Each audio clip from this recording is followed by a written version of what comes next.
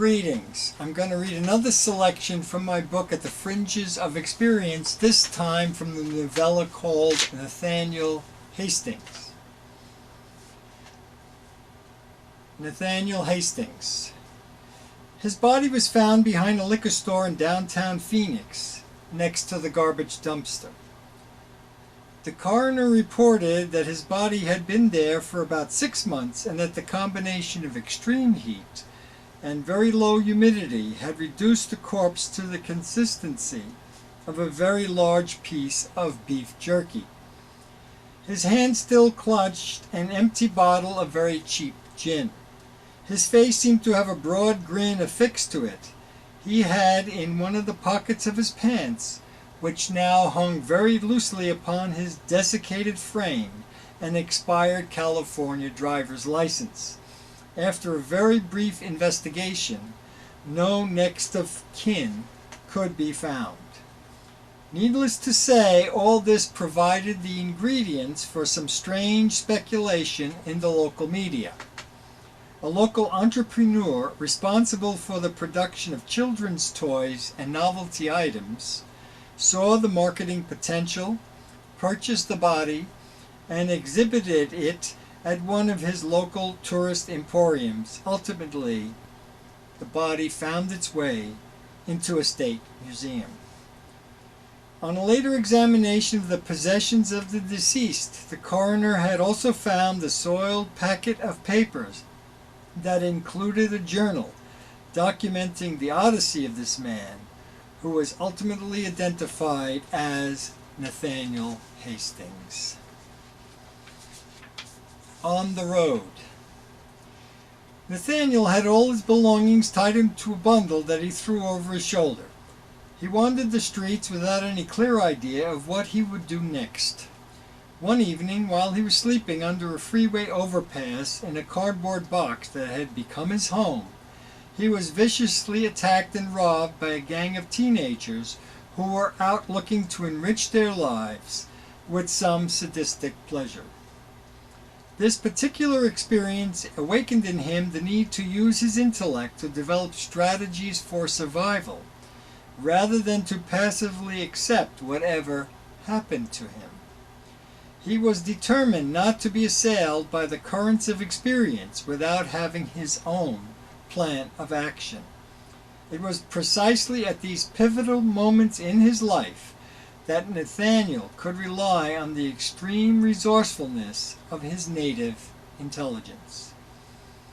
After some consideration, he reasoned that he needed to break away from the crowded conditions of his growing up. He remembered the spectacular pictures he had seen of the West in travel brochures and books, and of the stories his mother used to tell about her childhood growing up in California. He was going west.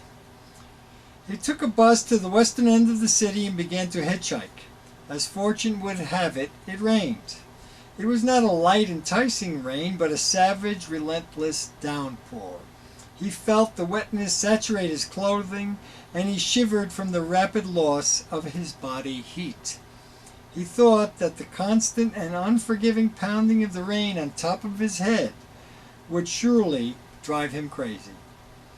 Miraculously, an elderly schoolteacher who was touring on her summer break passed Nathaniel by in her Studebaker. The sight of the wretched boy stirred a strong maternal instinct in her that she chose to respond to. She felt sorry for him and turned around to pick him up. She stopped the car on the shoulder of the road in front of him. "Where are you going, son?" she asked. "West. I'm going west," Nathaniel answered, learning to say exactly what he knew people wanted to hear when he was extracting a favor from them. He quickly added, "My mother is very ill and I need to get to her as quickly as I can." "Well, get in then," she continued after he had entered the car. "I'm sorry to hear about your mother. Where does she live?" Nathaniel had to think quickly. "Oklahoma," he answered. "You're in luck. I'll be passing through Oklahoma." "Where in Oklahoma?" "Why did I say Oklahoma?" he thought to himself.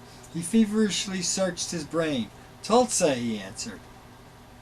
"You don't sound like you're sure." The woman was mildly suspicious. "I'm sorry, ma'am. I'm just so worried about her I'm not thinking straight." "I'm sorry. What's wrong with her, if you don't mind my asking?" "Cancer. She's got cancer." He was very pleased with his answer. It was perfect. "Oh dear," she sighed. "I'm so terribly sorry. But doctors can do amazing things these days." "I hope so," he answered. For the next hour Nathaniel remained quiet and Evelyn focused on her driving. This hiatus gave Nathaniel ample time to dream about the future that seemed to be wide open and in front of him. He wanted to make money, but most of all he wanted power. It is unusual for a boy of his age to want such things, but he never really had a childhood, and apparently bypassed that stage of his life. He liked the idea of controlling other people's lives, of affecting their destinies, of making them respond to his wishes. He already had a small taste of that feeling when he lied to the detective about his father's death, and he wanted to experience that again. He so thoroughly enjoyed the chaotic state of his existence. He found the immediacy of the moment and the unpredictability of its outcome addictive. "What's your name?" she finally asked. "Nathaniel," he answered. "Nathaniel, do you have other family that you could contact? Brothers or sisters?" "No, I don't. I'm an only child."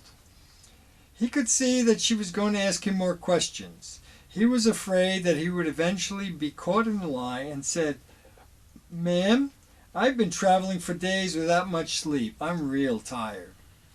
She looked at him affectionately. "Well, you get your sleep and I'll just concentrate on my driving." "Thank you," he replied, and quickly feigned sleep. He periodically opened his eyes wide enough to see where they were. As they were nearing the outskirts of Tulsa, Nathaniel woke himself up and asked, "Where are we?" "We're entering Tulsa. I could take you directly to your house. Just give me the address." "It's all right," he answered. "Let me off here. I need to take care of something first." "Here?" she said, somewhat surprised. "Will you be all right?" "I'll be fine, thank you." Reluctantly, she stopped the car and let him out. What a very strange young man, Evelyn thought to herself as she continued on. Thank you.